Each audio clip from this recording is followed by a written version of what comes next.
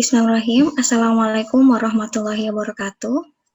Waalaikumsalam warahmatullahi wabarakatuh.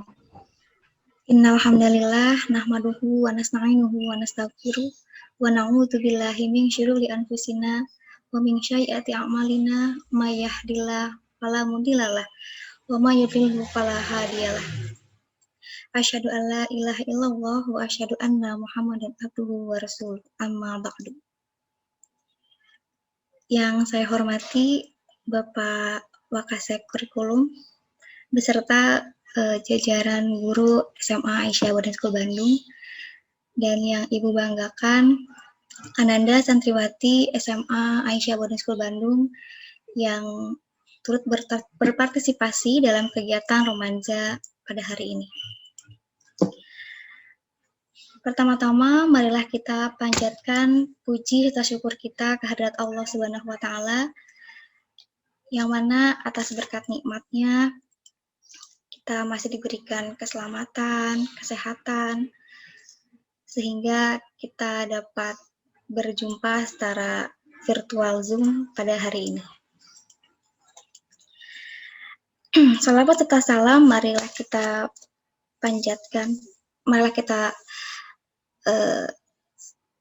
sampaikan kepada Nabi kita, kekasih kita, Nabi Muhammad SAW, yang telah membawa kita dari zaman kegelapan, zaman yang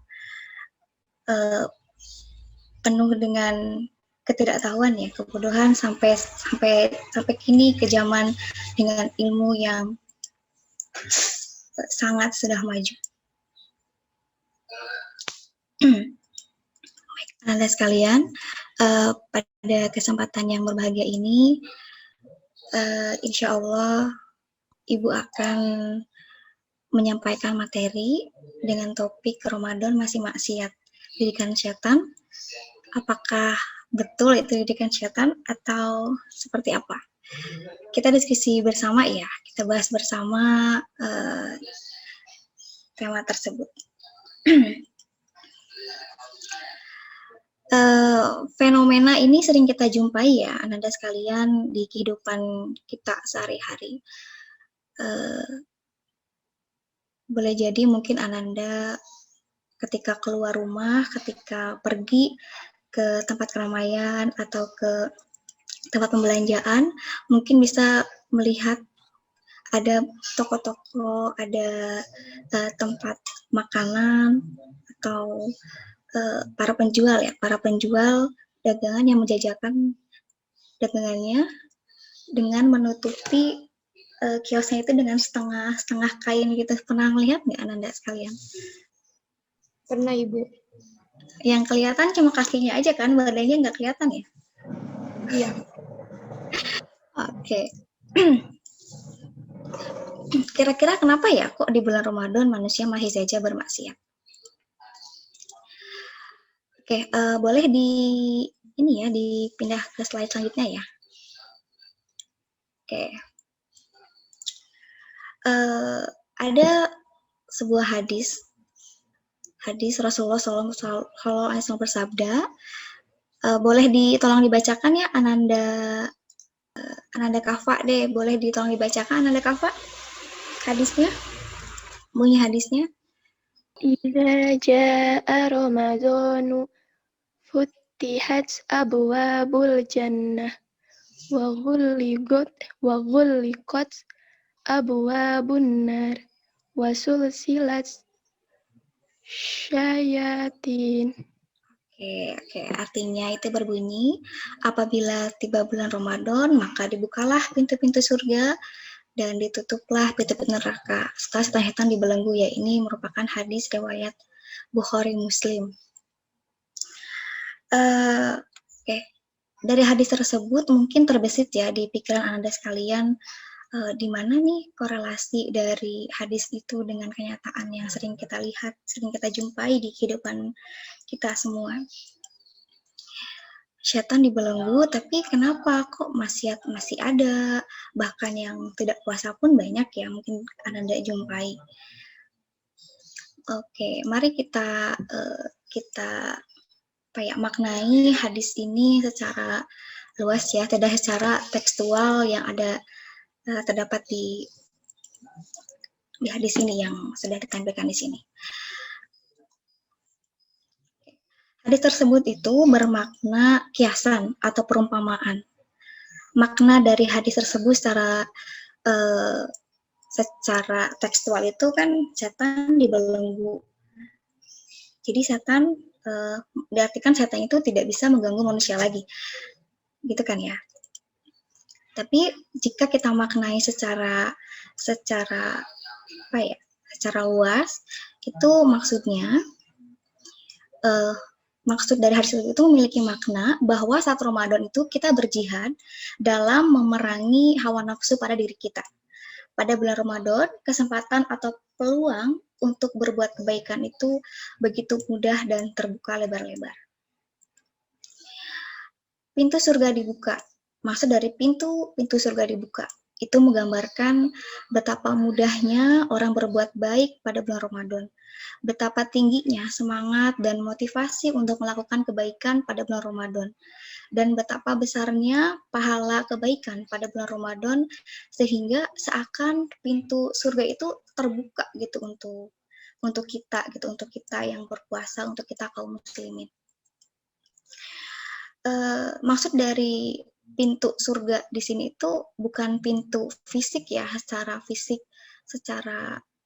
yang terlihat gitu, bukan itu ya. Karena sampai sekarang itu surga itu belum ada, bukan?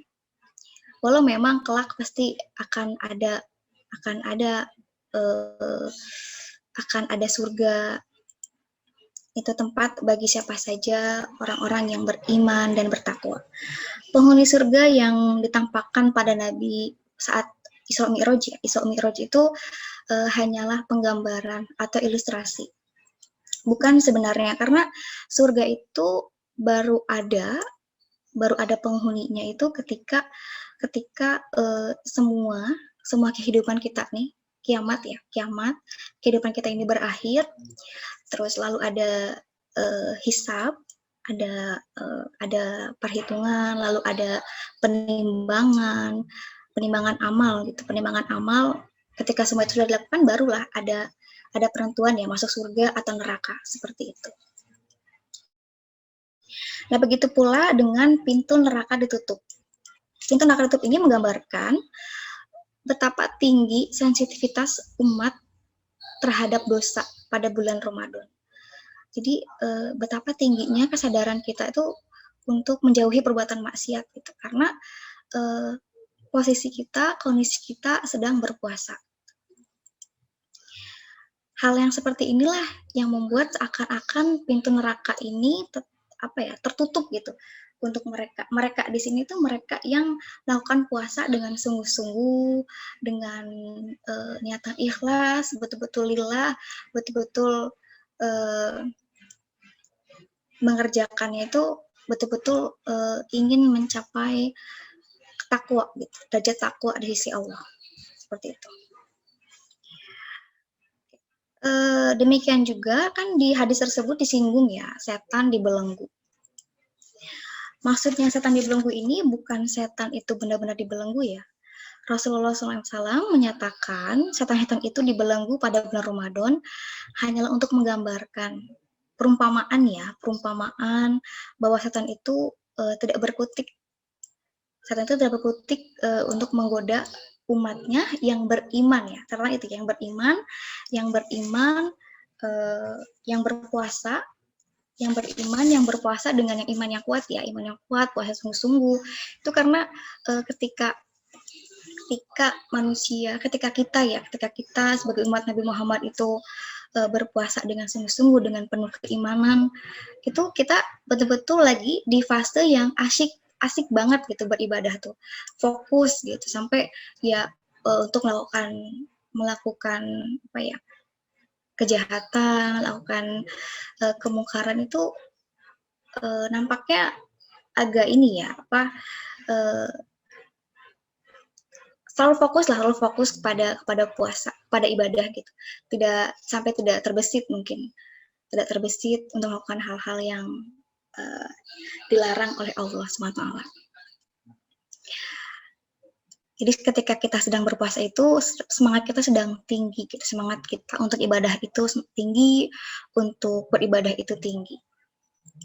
Lalu kenapa nih? Kenapa pada bulan Ramadan tetap aja kok masih banyak ya kemaksiatan, padahal ternyata sudah dibelenggu gitu. Kalaupun memang pada bulan Ramadan ini masih banyak yang kita lihat, banyak kemaksiatan, banyak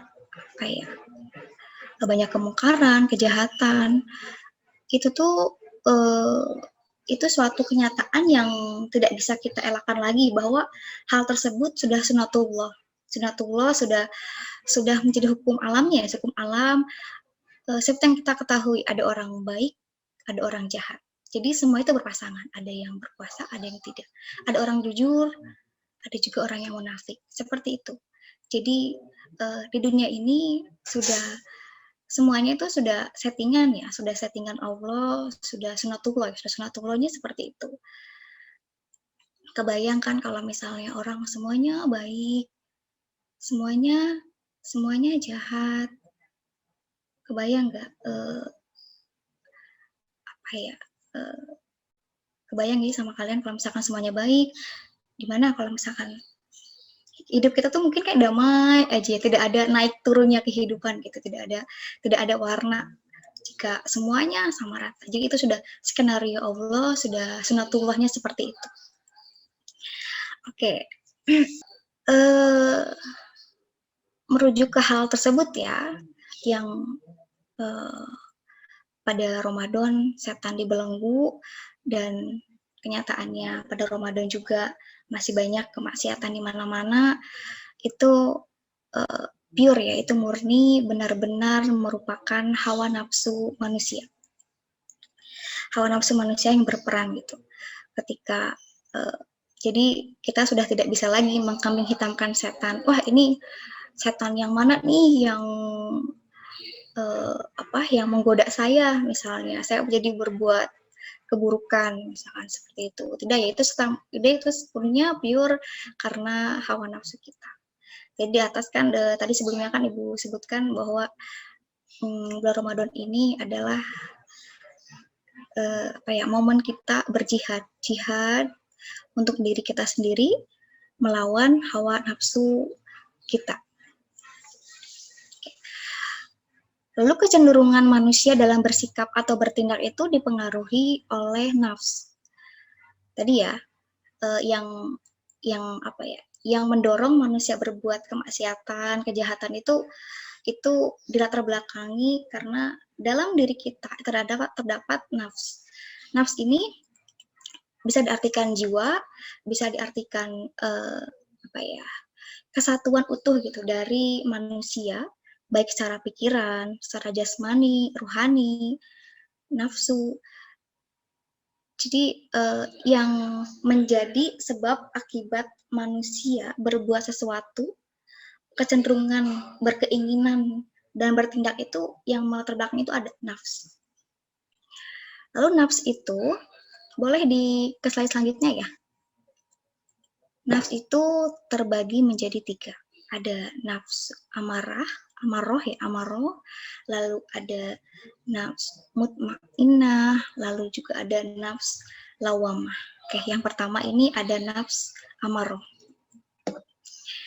Nafs amaroh ini terdapat pada Quran Surat Yusuf, ayat 53.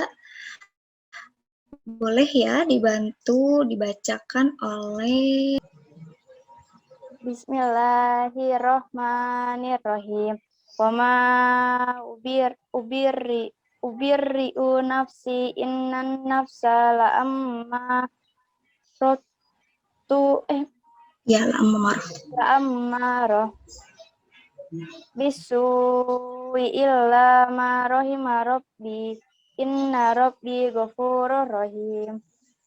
Artinya dan aku tidak menyatakan diriku bebas dari kesalahan karena sesungguhnya nafsu itu selalu mendorong kepada kejahatan, kecuali nafsu yang diberi rahmat oleh Tuhanku. Sesungguhnya Tuhanku Maha Pengampun, Maha Penyayang. Oke, terima kasih ya Harun Nafisa sudah membacakan penggalan dari Quran Surat Yusuf ayat 53. Iya, Bu. Oke. Iya, Bu. Oke, pada nafsu amarah ini, di sini dijelaskan bahwa manusia itu, kecenderungan manusia itu ya, condong pada nafsu amarah ini ya, pada nafsu amarah ini condong pada kejahatan dan keburukan. Contoh perilaku buruk, ada berbohong, mencuri, terus ghibah, korupsi, itu contoh perilaku perilaku buruk ya, perilaku buruk, kejahatan gitu. Nah, ini nafsu amarah ini dijelaskan bahwa cenderung ke kecenderungan manusia untuk berbuat kejahatan. Namun meskipun dalam surat tersebut dijelaskan bahwa nafsu yang membawa pada kejahatan atau keburukan ya, yang cenderung mendorong manusia untuk melakukan kejahatan keburukan, pada dasarnya sebetulnya manusia itu memiliki potensi kebaikan. Potensi kebaikan, keduanya seimbang ya, memiliki potensi kebaikan dan potensi keburukan.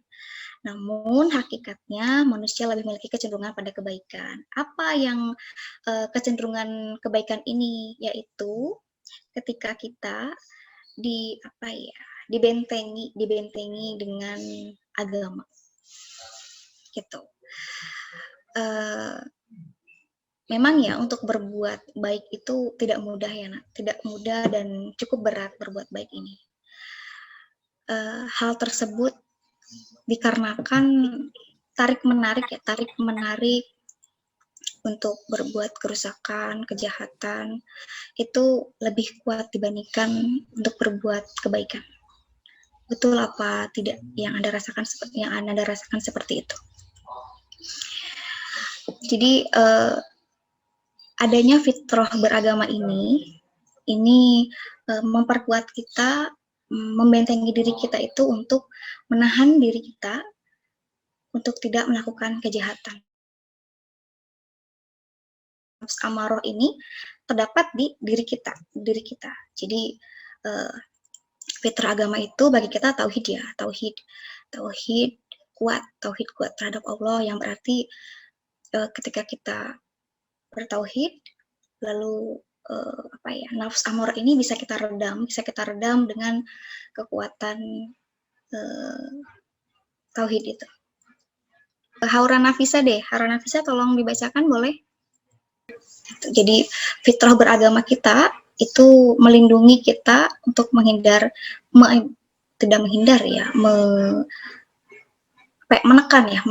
nafsu yang cenderung mengarahkan kita kepada kejahatan.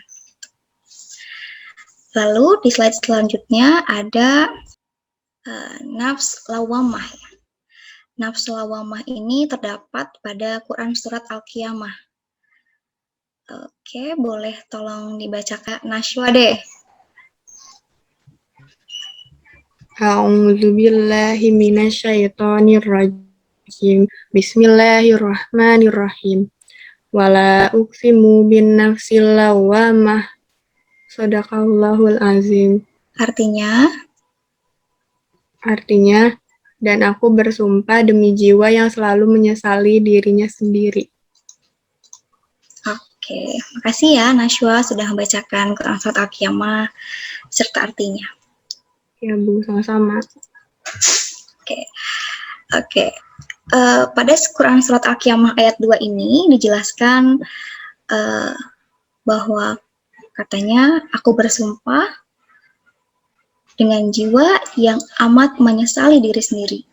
Jadi pada nafs lawamah ini manusia itu memiliki kecenderungan untuk menyesali dirinya atas segala perbuatan kesalahannya gitu, perbuatan dosanya, perbuatan buruknya. Itu nafsu lawamah itu mengendalikan dan mendorong manusia menyesali perbuatan tersebut. Contoh perilakunya itu bisa dengan taubat ya. Taubat itu kan menyesali segala perbuatan buruk yang telah kita lakukan dan tidak mengulangi kesalahan yang telah dilakukan. Rasa penyesalan dari nafs lawamah ini itu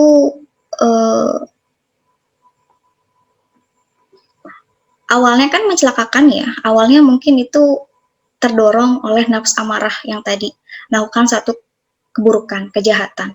Lalu dia menyesalinya. Awalnya menyalahkan orang lain. Namun setelah nafsu lawamah ini bertindak gitu ya, mendorong nafsu amarah tadi, itu akan membawa kebaikan karena pada nafsu lawamah ini kita itu akan menyesali apa yang telah kita perbuat, sehingga kita akan dengan sendirinya akan berusaha mengubah kesalahan tadi dan tidak mengulanginya di masa depan, seperti itu. Sebaliknya ya, jika manusia menyesali segala perbuatan baiknya, maka itu celaka ya. Masa perbuatan baik kita sesali, itu kan kebalik ya. Jadi memang sudah seharusnya kita menyesali perbuatan buruk, perbuatan yang merugikan orang lain di masa lalu, dan masa kini kita merubah semuanya. Dan bagi mereka yang tidak menggunakan waktunya dengan baik di dunia ini, maka akan menyesal yang teramat dalam. Oke. Lalu selanjutnya ada nafsu mutmainnah. Terdapat pada Quran surat Al-Fajr 27-28 beserta artinya. Pada nafsu mutmainnah ini dijelaskan bahwa jiwa yang ini tuh tenang, digambarkan itu jiwa yang tenang, jiwa yang selalu tunduk dan patuh kepada aturan Allah. Nah, nafsu mutmainnah ini kita memilikinya gitu. Kita memilikinya pada diri kita, dan nafsu mutmainnah ini selalu ingat kepada Allah, selalu taat kepada Allah, selalu tunduk. Jiwanya itu selalu tunduk, selalu patuh kepada perintah Allah. Kecenderungan ini tuh kita miliki sebagai manusia. Lalu nafsu mutmainnah ini menjauhkan diri kita dari perbuatan dosa dan berbagai pelanggaran yang tidak disukai oleh Allah. Manusia yang tetap berbuat maksiat, tetap durhaka, dan tetap memperturutkan hawa nafsunya untuk melakukan kejahatan, kemungkaran, dan hal-hal yang tidak disukai oleh Allah pada bulan Ramadan itu adalah setan-setan dari golongan manusia gitu, dari diri kita yang terbelenggu oleh hawa nafsu. Hawa nafsunya itu hawa nafsu diri kita sendiri, seperti yang tadi sudah Ibu sampaikan ya. Kita itu memiliki tiga nafs. Terdapat tiga nafs dalam diri kita, ada nafs amarah, nafs lawamah, dan nafs mutmainnah. Dan tadi dijelaskan di surat Yusuf ya, ada nafs yang diridhoi oleh Allah, yang disukai Allah itu ini nafs lawamah dan mutmainnah. Karena di lawamah ini ketika kita berbuat kesalahan, menyesalinya. Lalu di mutmainnah ini jiwanya yang tenang, digambarkan tenang, terus yang betul-betul taat ya, menggambarnya itu taat, mutmainnah itu taat, betul-betul selalu ingat sama Allah, seperti itu. Jadi yang menguasai diri kita ketika kita bermaksiat itu adalah nafs amarah, seperti itu.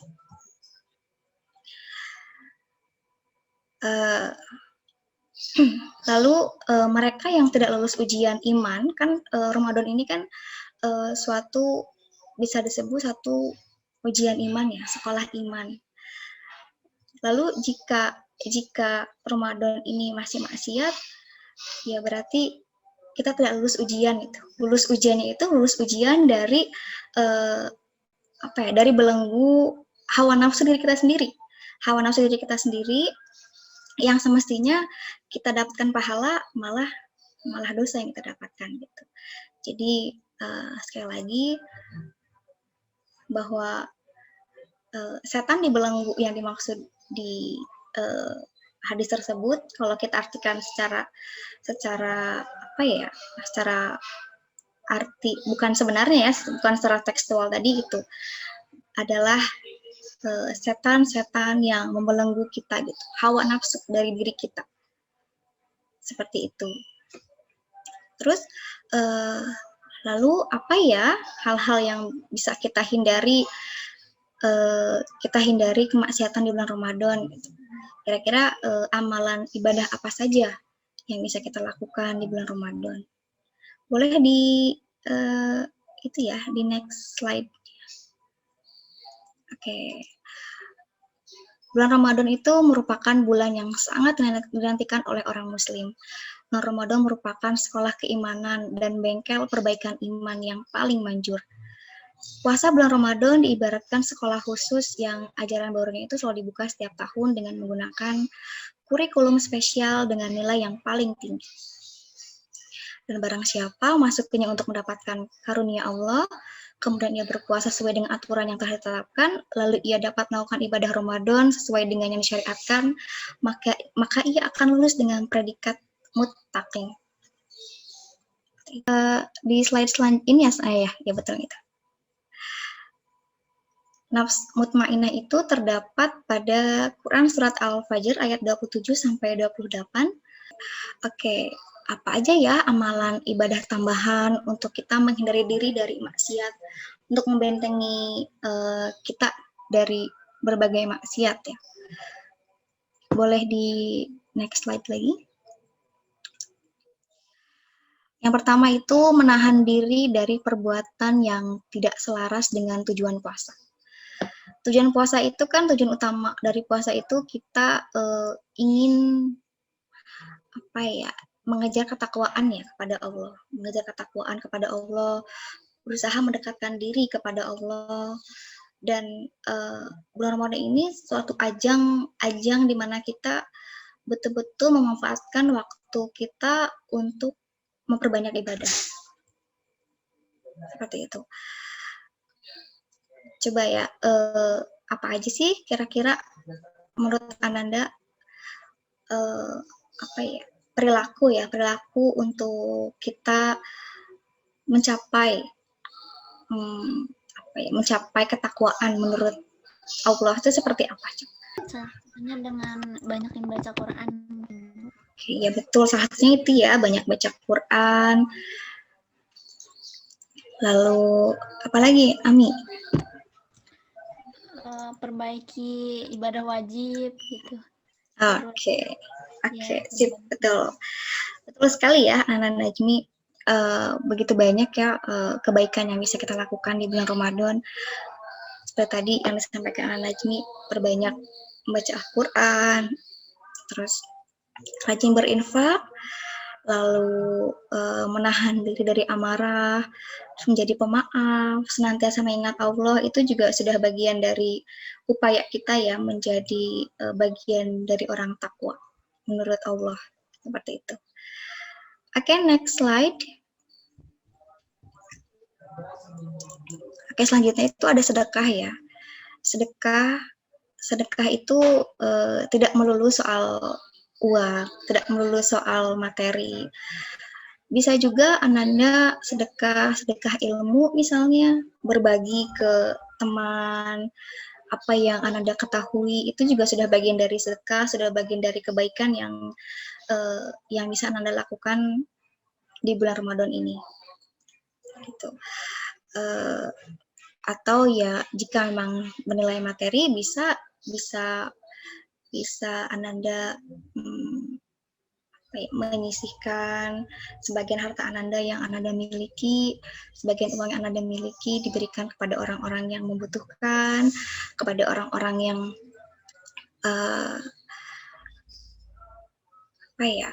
kurang beruntung dan setidaknya kita bisa memberikan senyuman untuk mereka, itu sudah jadi bagian kebaikan untuk Ananda di bulan Ramadan ini. Oke, next slide. Lalu ada perbanyak baca Al-Quran. Ramadan ini kan bulannya Quran ya, disebut juga bulannya Quran karena bulan diturunkannya Al-Quran ya. Bulan diturunkannya Al-Quran. Terdapat pada surat Al-Baqarah ya, Al-Baqarah ayat 185 itu di situ dijelaskan bahwa Al-Quran diturunkan pada bulan Ramadan. Kurang lebih seperti itu ya, arti singkatnya.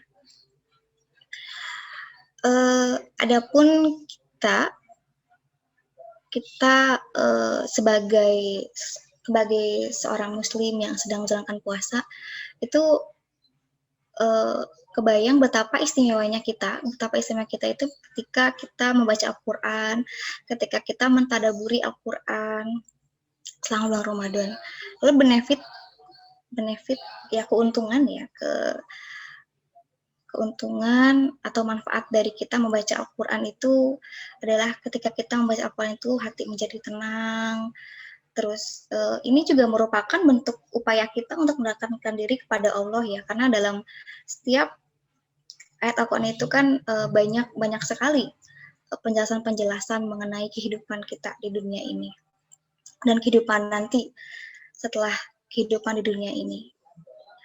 Rasulullah SAW pernah bersabda, katanya, tidaklah suatu kaum berkumpul dalam satu rumah Allah atau masjid untuk membaca kitabullah atau Al-Quran dan mempelajarinya, melainkan ketenangan jiwa bagi mereka. Mereka diliputi oleh rahmat, dikelilingi oleh para malaikat, dan Allah menyebut nama-nama mereka di hadapan para malaikat yang ada di sisinya. Itu hadis riwayat Muslim. Lalu ada juga Rasulullah bersabda juga dalam hadisnya berbunyi, siapa yang baca satu huruf dari kitab Allah atau Al-Quran, maka baginya satu kebaikan. Satu kebaikan dilipatkan menjadi 10. Jadi aku tidak mengatakan alif lam mim satu huruf, namun alif satu huruf, lam satu huruf, mim satu huruf.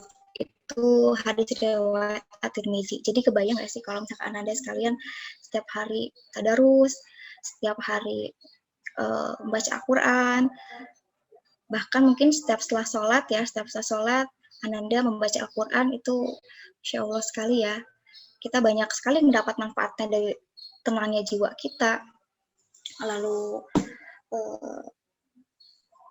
mendapatkan kebaikan juga, kita juga dapat pelajari isi dari Al-Quran tersebut. Jadi mumpung masih momen Ramadan, mumpung Ramadan ini belum berakhir, jadi ayo sebelum terlambat kita perbanyak baca Quran.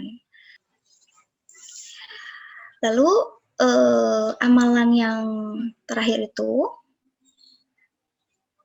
ada istiqomah. Nah, ya, ada istiqomah. Di part ini ya, di bagian istiqomah ini memang tidak mudah ya untuk dijalani. Karena untuk konsisten, untuk tetap terus melakukan hal kebaikan memang perlu usaha yang cukup kuat dari dalam diri kita, bahkan mungkin kita perlu memaksakan gitu, mecut ya, kalau bahasa itunya memecut diri kita untuk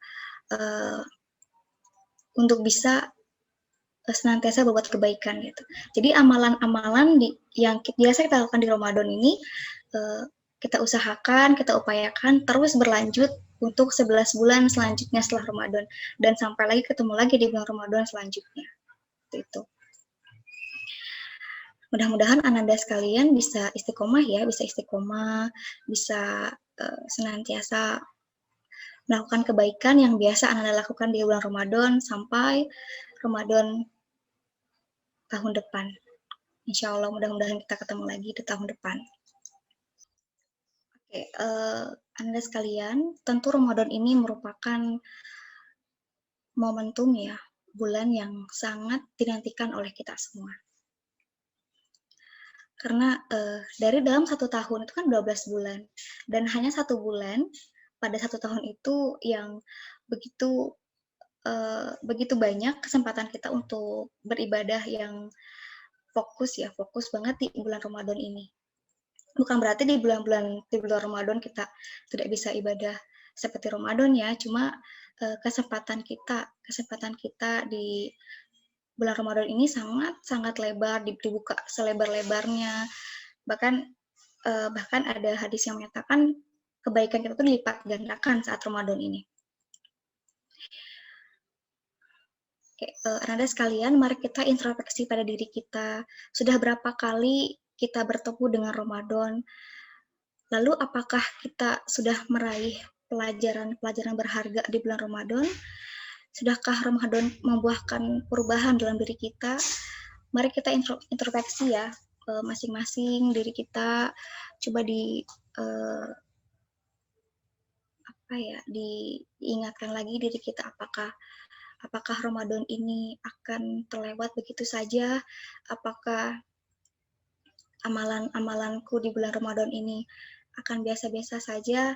Mudah-mudahan tidak ya Ananda. Mudah-mudahan Anda sekalian pada Ramadan tahun ini, Ramadan tahun ini dan tahun selanjutnya semakin meningkat kualitas ibadahnya. Itu. Oke. Seperti itu Ananda sekalian.